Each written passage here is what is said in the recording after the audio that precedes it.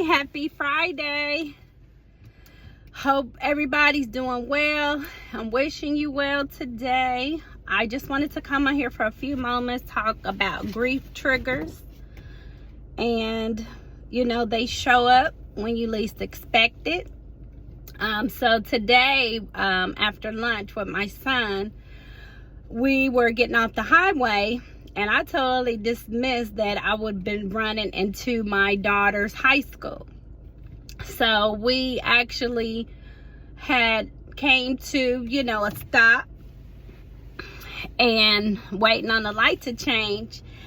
And my son, he was on his iPad as usual, and he happened to look up and he was like, "That's Sissy school, that's Sissy school." And he was like, "Yay," you know, like raising his hands, like he was excited that it was her school. And I'm like, well, how do you remember that? You know, he was only 26 months, so a little over 2, when she passed away. And of course, you know, he was born her junior year, so he would be with me, you know, to take her to school and pick her up until she started driving her senior year.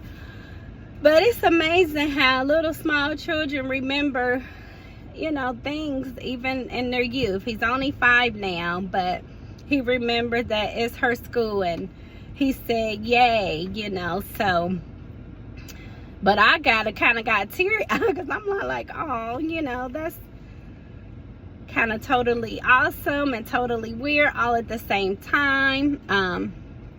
So anyway, you will have grief moments and grief triggers. So if you want to comment below about some of your grief triggers, I would love to know, like, you know, how do you handle those?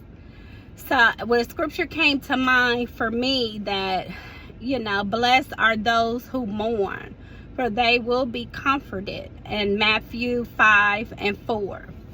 So Jesus always promised that he will send a comforter, you know, whether it's his spirit or he can send a stranger to be a blessing to you in that moment. He can send a butterfly, he can send a license plate, you know, speaking to you. Just variable signs and wonders, you know, to know that he's there in the midst of our pain, in the midst of our grief. So I just want you guys to be encouraged today, that just be open to his comforting. I mean, he sent my son to be a comfort, you know, in a moment where it was least expected. Okay, take care.